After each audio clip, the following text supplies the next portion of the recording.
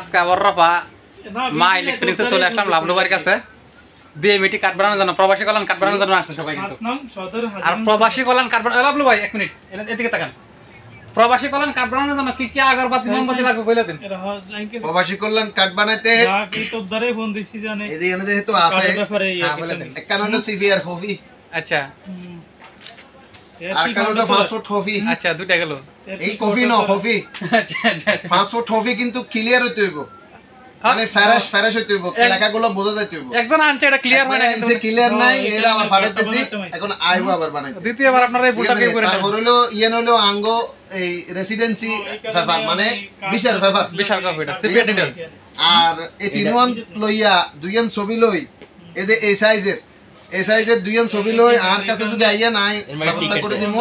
এবং এরকম একটা ফর্ম এটা আর কাছে আছে, এটাতে আপনি সবকিছু পূরণ করতে হইব।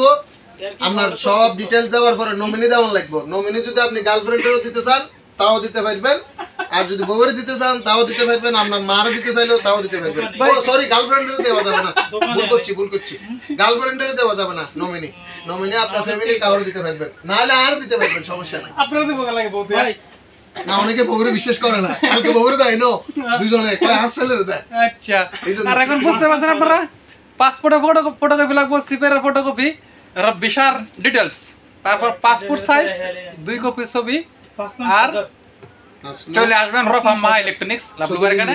আসলে কিন্তু বাকি যা করার দরকার উনি করে দেবো, বুঝছেন কি গেছি। এরপরে যদি আর কিছু ইনফরমেশন জানার বাকি থাকে আপনারা অবশ্যই কমেন্টের মাধ্যমে আপনারা মন্তব্য করবেন, আমরা সেই রিপ্লাইগুলো উত্তরগুলো দেওয়ার জন্য চেষ্টা করবো ইনশাআল্লাহ।